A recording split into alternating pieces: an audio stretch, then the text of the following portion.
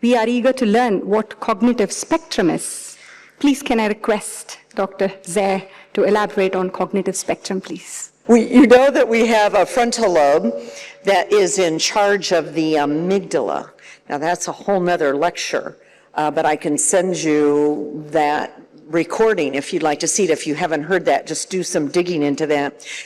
The better the frontal lobes are developed, the more efficiency there will be in controlling the emotions. So you want the frontal lobe developed so the amygdala doesn't hijack the frontal lobe. The amygdala is only about the size of the end of your thumb. It's deep in the limbic system, deep in your brain, and it monitors threat. And so if it looks like something could hurt you, you're going to either fight or flee. But another thing happens when you're in the fight or flee zone, which I was thrilled to discover because it explained why my brain shut down. When I'm threatened and I think I'm in danger or I become very angry, then the amygdala floods my brain and my body with adrenaline and cortisol. Cortisol and adrenaline are the triggers for the fight or flee. They get the muscles pumped so that you can run away or fight back to defend yourself. But the cortisol is just telling your brain there's problems, something's wrong. And your IQ drops 10 to 15 points. Now, I don't know about you, but I need every one of my IQ points. I don't want to lose any of those. So that explained why I couldn't come up with an answer once when I had been given some really horrible news. I couldn't think. Well, it's because the adrenaline and the cortisol had bathed my frontal lobe into fight or flight mode. Our brain wasn't intended to stop and go, well, I wonder if this is dangerous or not for me. This trigger is there for survival purposes. So it's a good thing, but not when it happens all the time. And so we teach even young children at the MindCap Center about the frontal lobe and the amygdala and how which brain do you want in charge, your little brain or your big brain. And if you have flipped your lid, it means your amygdala took over, and so you can't think very well. So there is value. Also, quite a bit of work has been done in schizophrenia. I'm working with Dr. Richard Waxman at Columbia University, and he specializes in schizophrenia, and they have perception issues. And we know there's cognitive issues with schizophrenia, with kids that have any mental illness diagnosis. It's a cognitive issue. Dyslexia is a cognitive issue. So there's almost nothing that isn't connected to our ability to think. So the cognitive spectrum is taking a cognitive function as a little tiny, so if you take your fingers and go like this, they're like little cogwheels, right? So here's a little thinking skill, and here's a little thinking skill, and if I put a whole bunch of them together, it makes like a machine. And we call that mental machine, a mental operation, first identified by Jean Piaget. Reuven took the mental operations like deductive reasoning, analysis, synthesis. And Reuven said, wait a minute, there's got to be some other little cognitive functions that help these big mental operations work. So he started identifying them. And if we take them and put them on a spectrum, which is work I've done for the last 2 years, is going from a little tiny skill that is not developed yet, or it's on its way, all the way to highly developed, and I can use it for several minutes, it now becomes a mental operation. So that's what I mean by cognitive spectrum. So professionals who thrive, is one of my goals. Whether you're a social worker, a psychologist, a college professor, I want you to thrive at what you do. And by identifying your own cognitive functions, it's amazing how more efficient you can become at your own profession. If we improve cognition, we improve learning. Real simple. And these cognitive functions start like this little bud in a 6-month-old infant, an 18-month-old. They're starting to explore their environment. They're starting to learn language. They're starting to recognize different faces and sounds. So their cognitive functions, one at a time, are blooming and growing.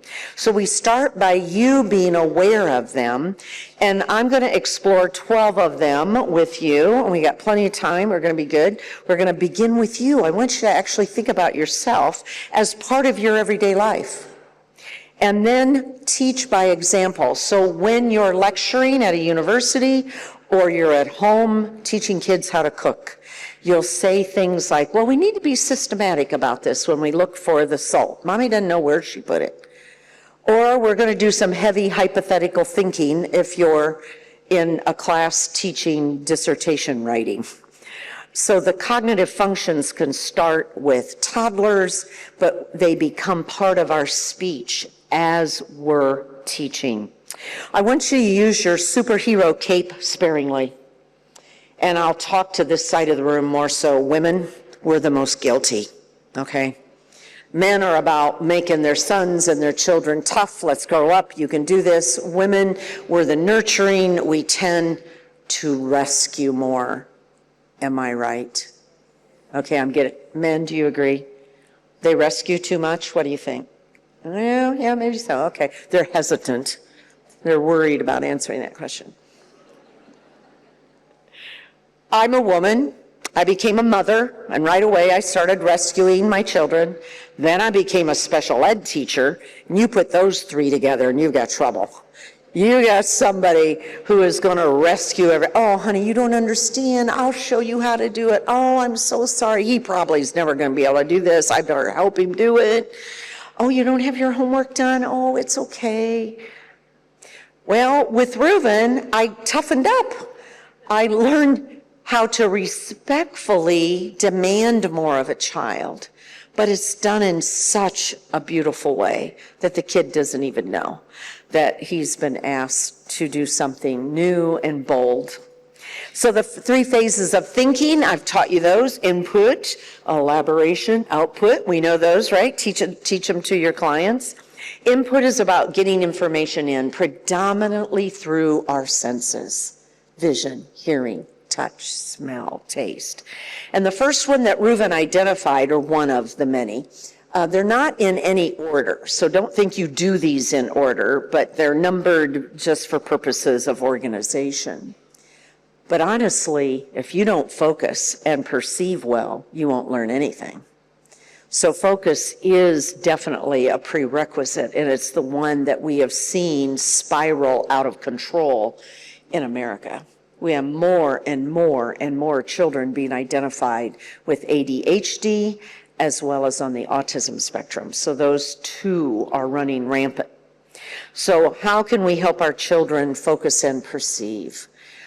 We have kids that have heard over and over, pay attention next time. I told you already. Listen to me. I said focus. Why aren't you focused? Well, to enhance focus, it might help if we slow down. If we slow down. Sometimes we're talking faster than what the children can follow. And I notice people in India talk very quickly. Have you noticed that? You talk really fast. You're not alone. There's cultures all over the world. Some Americans, too, talk so fast. And I'm like, okay, you've got a 4-year-old, and I'm sensing there may be an auditory processing issue with this child. Mom, let's start with you. Maybe you need to slow down a little bit, and your son might be able to understand more. He needs just a few more seconds to grasp all these words. Asking questions like, look, what do you see here? Tell me what you see. And if you repeat that question 2 or 3 times, what else? What else do you see? Oh, interesting. Do you see anything else? All of a sudden, you're getting a child pulled in and they're starting to focus because you keep asking them to look and to perceive. Number 2, systematic search. Do we all lose things, right? Have you lost your keys at any time? Or your phone? Those 2 things, crazy. Constantly looking for either one or the other. And we can lead by example by asking, a child. Any idea where I might have left them? Well, let's start in the back of the classroom or the house or the garage.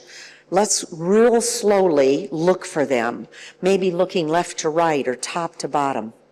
But just having a quick little system to be able to find them. I think mothers, for some reason, are in charge of knowing where everything is in the universe. Mom, where's my socks? Mom, where's my book bag? And now I hear honey. My kids are long gone and, married and out raising kids. And my husband is always, honey, where did you put my husband, God love him. He's a getter-outer and I'm a putter-awayer. And so he's constantly knowing that if it's missing, it's because I put it away. So I'm working harder now at reminding him where I put it. That's helping. That's helping our marriage a lot. Number 3, know and use labels. This is just about vocabulary development. Even with older children, we should never stop reading to them. Read aloud and encourage the parents you work with because they'll tell you, oh, she's so bright. She's only in 2nd grade and she's reading already. Well, do you read any books to her? Well, no, because she knows how to read. Okay. But if she's a 2nd grader, what level do you think she's reading? Oh, she's like at 3rd or 4th grade level. Awesome. You read to her on a 5th grade level. Go to the library, ask the librarian for books that are above her reading level or your son's reading level. When you read aloud, you're going to read vocabulary words that you commonly don't use at the dinner table. Because we're pretty limited, aren't we? There's only a few hundred words we use when we're chatting with our family or our friends. So literature is very important to introduce new vocabulary. So never stop reading, even to the older kids. Number 4, collect precise and accurate data. Sometimes we also say details. What do I need? I equate it to berry picking. You want the raspberry to be just right. Not overripe and not underripe. Well, when I'm doing my homework, I also need to have all of the equipment, or I might need a certain book. Do I need a ruler? Do I need paper? Do I need special pens or colored pencils? Do you have everything you need? We could ask. Oh, what else might help? Let's just take a moment and think. So you want that motto of just a moment, let me think, to be a part of just how you treat your own brain as well as those around you.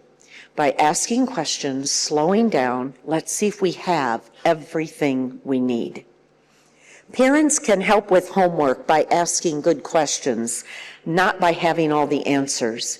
In England, they did a research study. 2/3 of all parents were Googling homework answers under the table with their phone. Now I've had parents tell me, oh, we don't even bother putting it under the table. We're just going, I got to look that up, honey. I have no idea. So we have people Googling everything. We're outsourcing our brain now. We're just, oh, I can go get the answer. I don't have to learn it or think about it myself. But if parents can be taught mediation, and they can, one evening session, a 2 or 3 hour workshop, and you can teach parents how to mediate their own children. Just ask questions, back off a little bit, don't rescue all the time, and give them time to think. I had 2 different moms.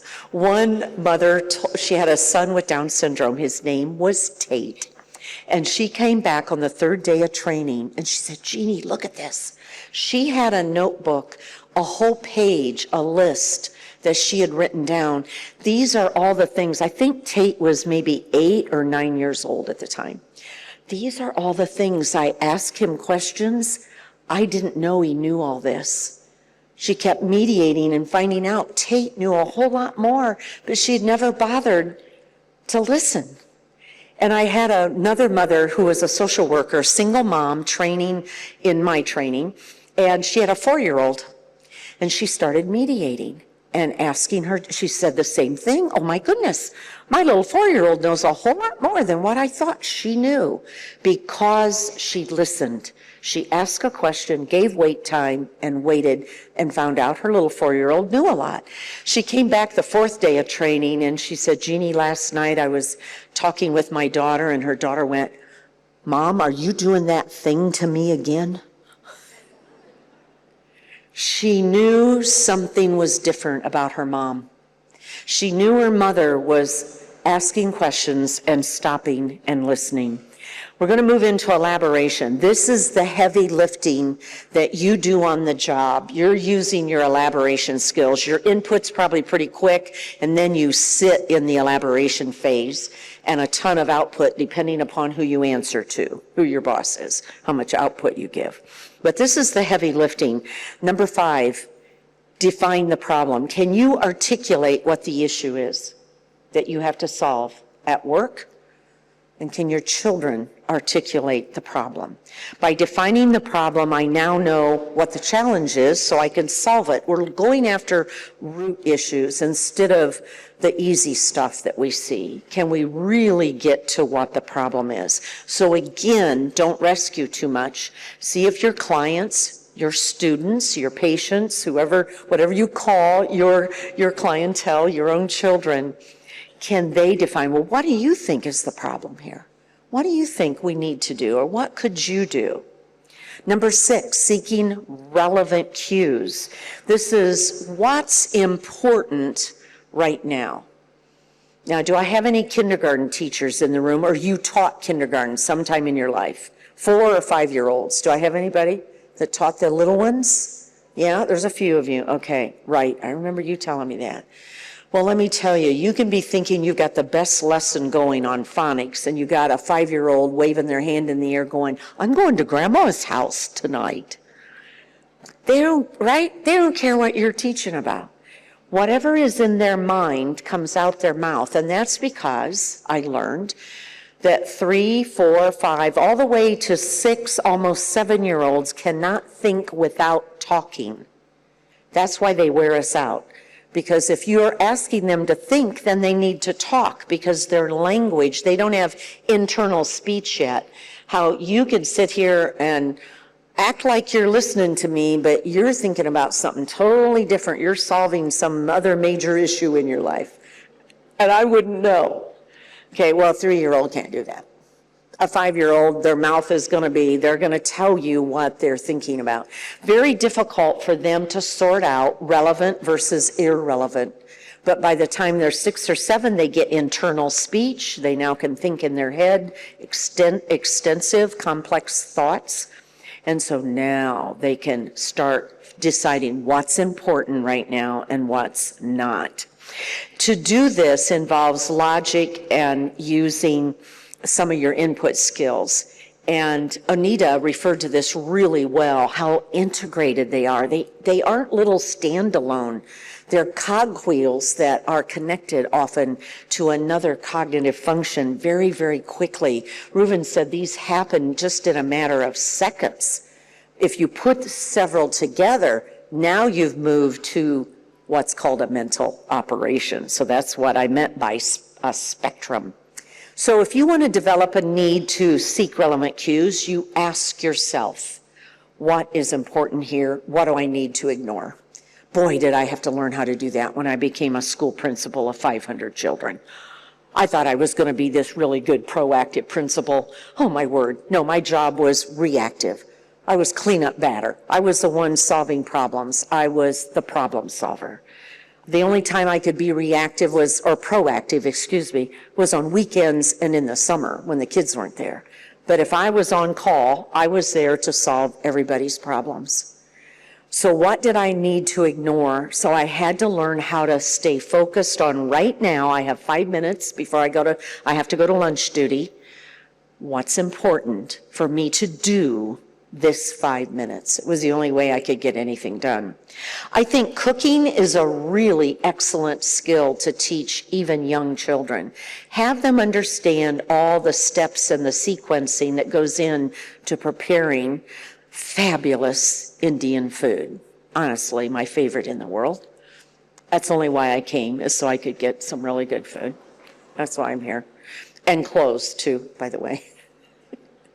But cooking is so fascinating for children because they think you just produce it or the restaurant does it. They don't realize that you might follow a recipe or there's a certain spices or there's certain amounts. So you're using all the input skills.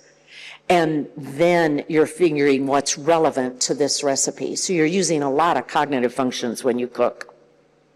Comparing, Dr. William James, an American psychologist and philosopher, said this cognitive function is the most important one if you want to move on to higher order thinking. Can you sort out the similarities and differences between two concepts, two ideas, two pairs of shoes, the difference between red and blue, the difference between a circle and a square? It starts, they have gone all the way down to 18-month-old infants, toddlers, 18 months old, understand cognitively how to compare.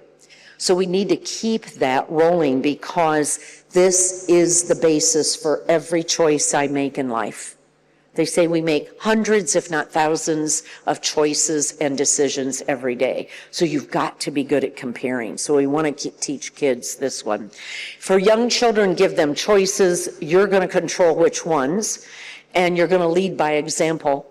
So you want to talk out loud when you're making a decision. So children, your students, your clients hear, how did you come to that decision? How did you decide? What's similar and what's different between the two choices? Maybe write down pros and cons.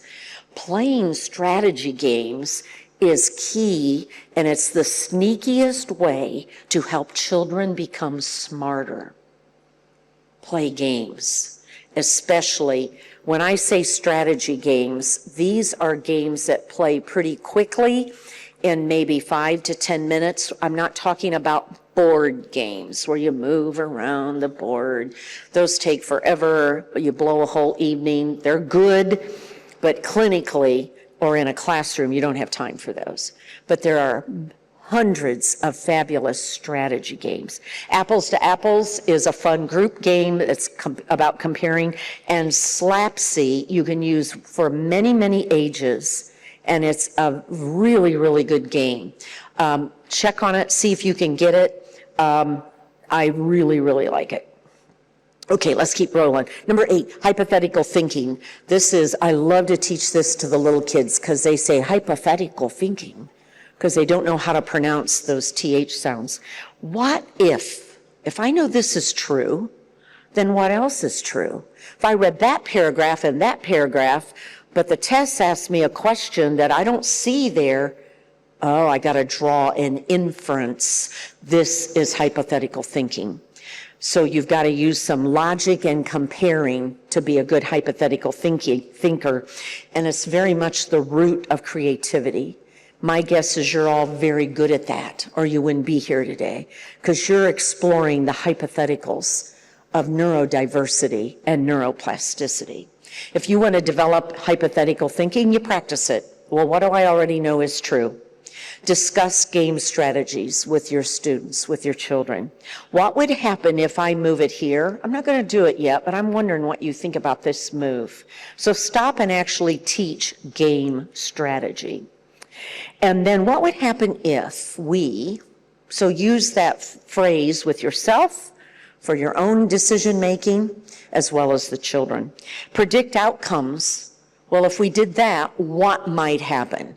So prediction, at the root of predicting, is hypothetical thinking. If I know this is true and this is true, then what else would be a conclusion?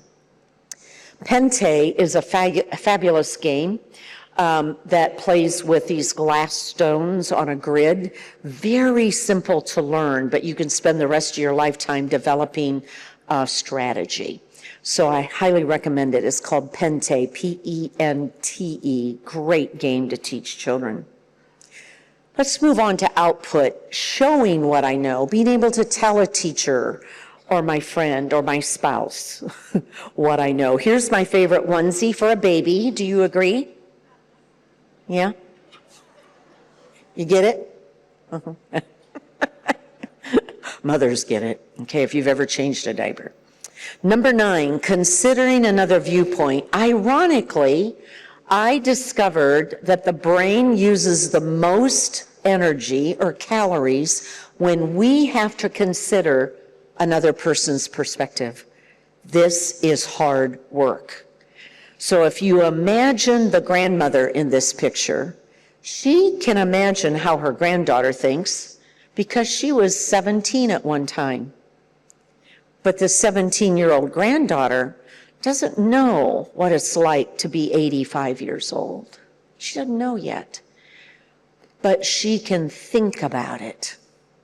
She can consider her grandmother's history. She loves her. She knows a lot about her. She knows a lot of her life happenings. So she can think about what would her grandmother say. So this overcoming egocentrism started with Piaget, who first studied that 4-year-olds are very egocentric. That doesn't take a nuclear physicist to figure that out, right? Yes, 4-year-olds are very egocentric. But when we see a 15-year-old, we're like, yeah, well, they're still a teenager.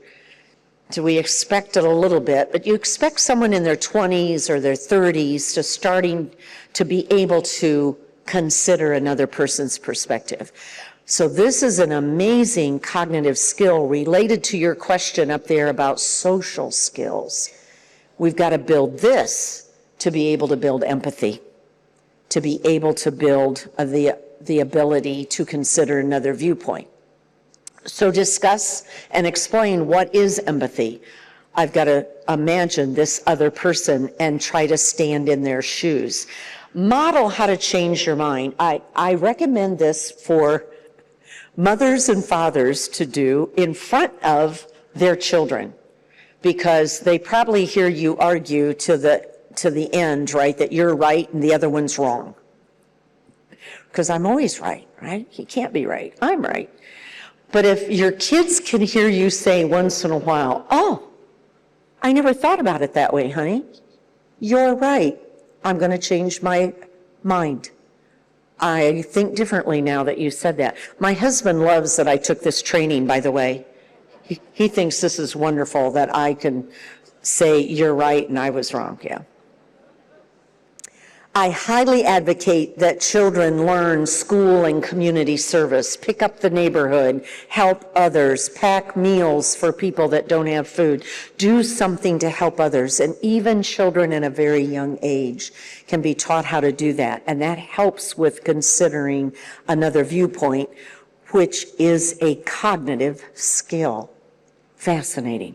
Careful thinking, number 10. Research supports the need for pausing. We are in a digital age. How ironic that Reuven did not know about computers in the 1960s. And he saw computers come along, but he had no idea what was going to hit the market in 2006 and 7 is the iPhone. You are not holding a phone in your hand. You are holding, if it's a smartphone, you are holding a computer that can make phone calls. Do you hear the difference? It's a computer in your hand. So this is a very powerful tool. If you have not read yet the book, The Anxious Generation, the author name evades me. It's been a couple months that I read it, but fabulous, fabulous research. It is all research on what the digital age is doing to our children and us. And so I highly recommend that book. If you're in psychology, if you're parenting, if you're a school teacher, you probably need to read it. It's really, really good. The Feuerstein motto, just a moment, let me think, we decided to actually use it as a cognitive function. So a group of us got together and we took Reuven's cognitive deficiencies. Remember, that's how we learned them, right? Initially, we learned them as a deficiency. And I thought, what if we flip them over into the positive? What would it look like if it was functioning well? So Dr. James and his wife, Dr. Gwen Kennard, and I spent a whole day switching all of them over into the positive. So what you're holding is that work that was done about 15 years ago. And now we use the cognitive functions with the children and teach them the language of their thinking so they can be metacognitive. Reuven didn't originally teach the kids the cognitive functions. He kind of used them as he was mediating, but he didn't actually teach them. That was something we added. Precision and accuracy is number 11, doing something just right. And we do pursue this, as you're going to find out after lunch in our 2 sessions this afternoon, that we're going after precision and accuracy in output. And it's not because we want children to be perfectionists. It's because there are a lot of careers in life that demand precision and accuracy. And remember also that we never grade the Feuerstein pages.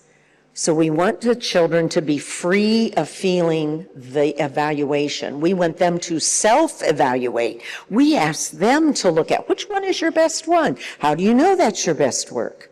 So we mediate the quality. So we do want them to do it just right because there's so many careers in life. Like if you're my brain surgeon, I don't want to hear oops in the middle of surgery. Or if you're my car mechanic, I want that car to be fixed exactly right and quickly. I want efficiency from my car mechanic.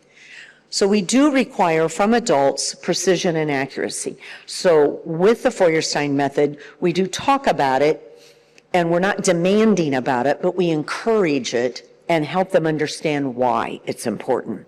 So we discuss why it should be done right. We ask them, oh, just slow down. There's never any rush. We never say things like, hurry up and get this page done. We're getting ready to go to music. You got to finish. Hurry up, get that page done. We never say things like that. It's always about whatever you get done, you get done. There's no goal here that you have to do so many frames or get so many pages done in an amount of time. We talked about time and repetition builds the brain, and repetition actually builds the myelin sheath on the axons of every neuron. All the neurons involved with cursive writing or your multiplication facts, those neurons are growing this myelin sheath that wraps around the axon so that the message is going through faster, easier, and you don't have to work so hard at it. That's more motivating for children than, oh, you just got to do another page of math facts. Oh, but you're going to grow your brain. You're going to grow your myelin sheath. So even young children can learn about neuroplasticity, and that can be motivating for them, that they're going to grow their brain. Self-control. Well, wouldn't this save us all a lot of grief in life? Have you ever walked away from a conversation going, why did I say that?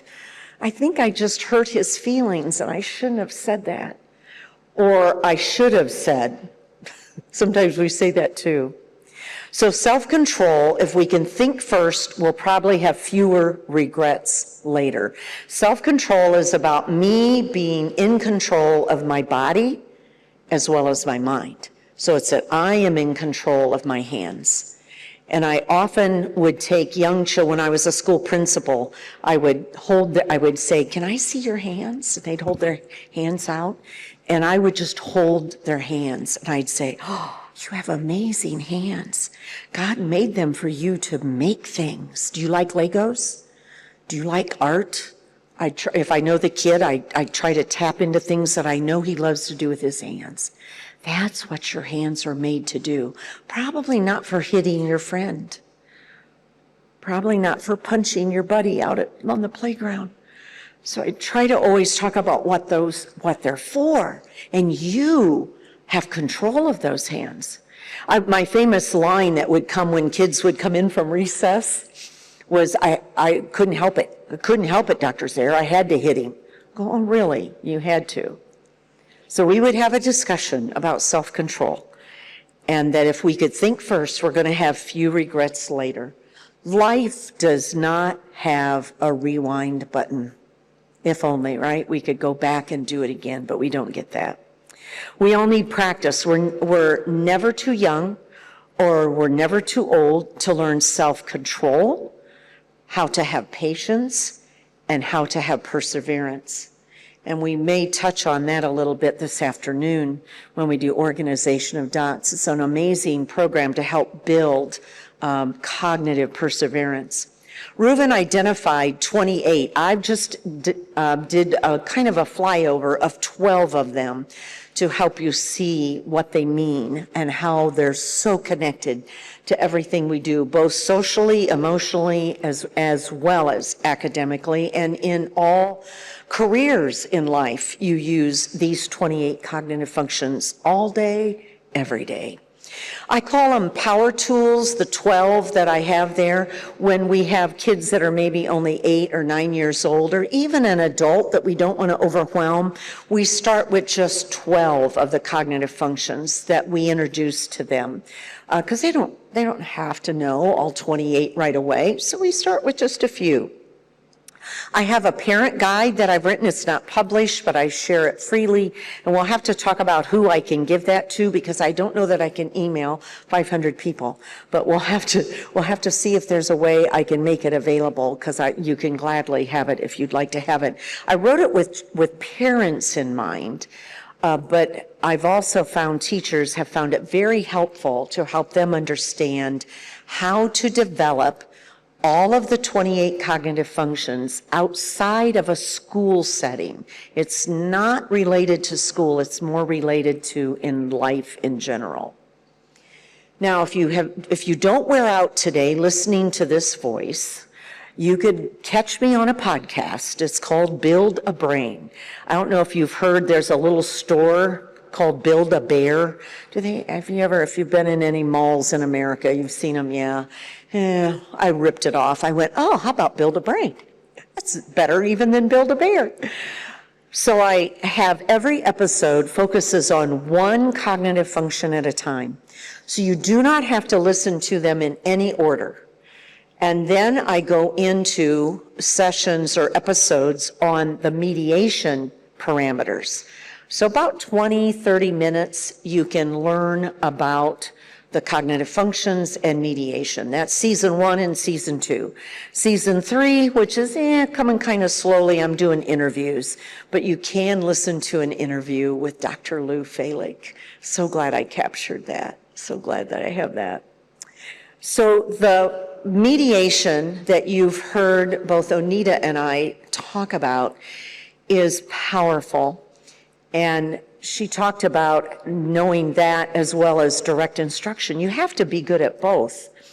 And I like to say, if you can figure out which one to use, if you get both in your toolbox as a counselor as well as a teacher or a parent, I call you a master teacher. You are a master teacher. If you can learn how to mediate a group of children, not just one-on-one, you can mediate a whole classroom of kids. But then when do I need to stop and mediate? Or go back to direct instruction. When do I use which one? That takes a little practice and takes a little time, but wow, it makes you very powerful in a classroom. I'm going to teach you 3 questions that can build all of the cognitive functions. It makes you a really good mediator. Really simple. Took me a year to develop these. You may laugh, they're so simple, but I really wanted them to be the right questions. What do you see? Just look at this page, or look at this book, or look at this science experiment you have on a table. What do you see here? Get the child to use all of his input skills, and then you're going to comment on them. Oh, very good. I see you have good labels for everything here. Or I notice you notice the spatial relationships. Or I see you collected precise and accurate data. So you're going to use the cognitive functions as you mediate. They're going to be part of your lingo, part of your language. So what do you see? And you spend a few minutes, maybe, depending upon the depth and the complexity of what you're presenting the child, before you ever get to the next question. Well, what's the challenge here? Now, related to what is the challenge could be, what do you think you're supposed to do? Or what's the problem to solve? So those questions are the second step of mediation. And those 2 need to be covered well before you move to the third question, what's your plan? Or Where are you going to start? Or do you have a strategy? What do you think might work to get started? Each question has a few nuances, a few other related questions, but the three questions that if you can learn how to deliver those slowly, give the child time to think, or adults that you're working with, give them time to respond to each question, you're mediating when you do this. I think, Anita, you said people are mediating already, particularly, oh yeah, you were talking about parents with their children are often naturally mediating. So do teachers, so do you. You all mediate already.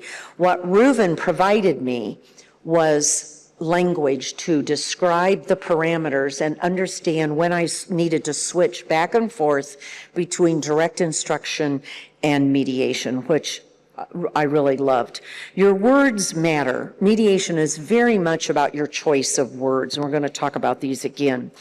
But mediation allows the student to know, I am worthy, that you'll take this time with me? You really care what my answer is? Which brings us to feeling respected. And we want our children to have a purpose, no matter what their challenges may be in life. And in America, I love in Dubai, what is it? Children of determination. I love it. In America, we tried disabled and, handicapped, and we've had so many labels. And as soon as it starts getting thrown around on the playground, we change it because then it's used, to call somebody a bad word. So, but determined students, children of determination. I love it. But even children that have a lot of challenges in their life need a purpose in life. As my mother aged and lived with us, it was something she said, I have no purpose anymore. And that was the hardest thing for her, to feel like she had no purpose. So the process of mediation is often rooted in our choice of words, like which words we choose, because words carry a lot of connotations.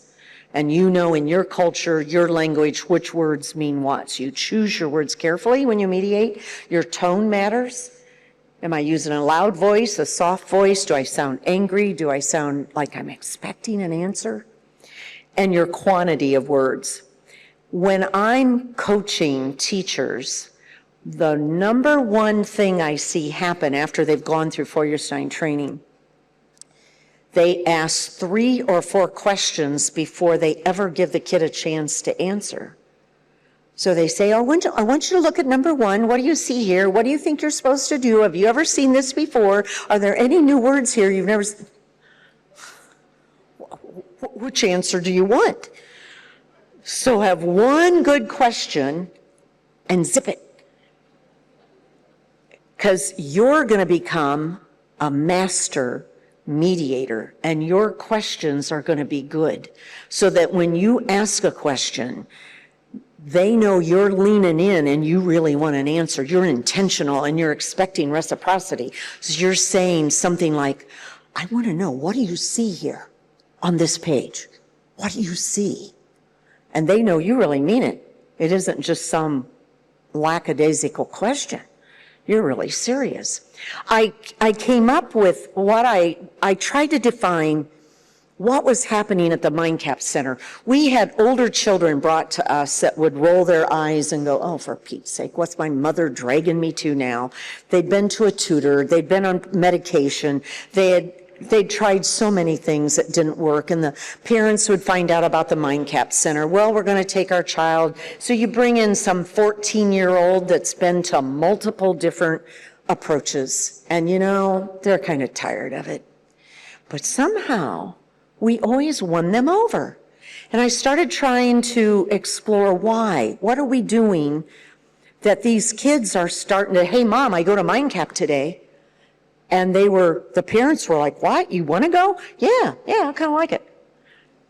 And they were starting to get engaged with us. And I go, what are we doing? Well, it was the mediation, because my mediators were working at choosing their words carefully, asking only one question at a time, so that kids felt worthy, respected, and they saw that they had purpose. Okay, when you become Feuerstein trained, whether you're a teacher, a counselor, or a parent, you're now a cognitive specialist.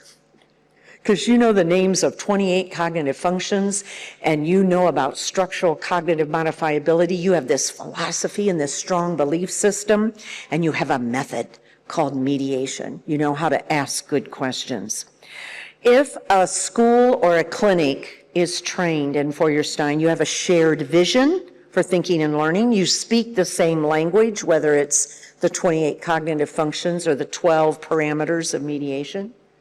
You can approach a learning problem with new energy because you've got real solutions. And if you're a school, the parents are going to be thrilled because they know you're delivering, you're bringing something to their child they can't get anyplace else. And so you've got parents who know their child's needs are going to be met. The courses are called Cognitive Key. It used to be called Basic 1 and 2. Now it's Cognitive Key, level 1 and 2. Every training is 5 full days. So it's not for the faint of heart. You got to roll up your sleeves. I say eat your Wheaties, but just be well rested, hydrated for 5 full days, because you do every page of several programs. So it's intense cognitive work for you to take the training, especially if you take cognitive enrichment. That's what we used to call standard, because it's for levels 10 through adult. So it's much more challenging work. The cognitive key, not so much, a little more relaxing, a little more fun to take that training. Your brain, you and me, we can still change our brain. As a professional, you need to understand how to focus, how to use time management, planning skills, a spatial sense. These are all things that are developed through the program. Rick and I, he was bringing me to the Chicago airport to fly here, and we found this wonderful Italian restaurant, and the manager was just running around, great big Italian guy with black glasses, and Rick said, I just heard him say, this place is crazy, talking about his own restaurant. And so he was walking by, I said, sir, he goes, oh yes, can I help you? And I said, I'm just curious, are you the general manager? Yes, I am. And I said, wonderful restaurant. He goes, really? I said, yeah, we've never been here before. Everything we've had so far is so good. We had a 10-minute conversation. It ended up with him telling me he's very ADHD and he knows he needs my program. So I gave him my card. We have incredible, talented people out there in the world. They're often entrepreneurs. They run businesses. They're very, very smart. This is not an IQ issue. They're very, very smart, but they know they could be doing even better in their life if they could just focus. And that's what this guy ended up admitting to me. It was such a fun conversation. And of course, organization is huge. To be able to organize your thoughts, organize your work, a closet, your desk, files, right? Your brain is an incredible 3 pounds of neuroplasticity. And it's ready to grow, and it's ready to make new networks. So I thank you for these sessions this morning. We've had a wonderful time. We're right on the button, right? We're good. All right. Thank you.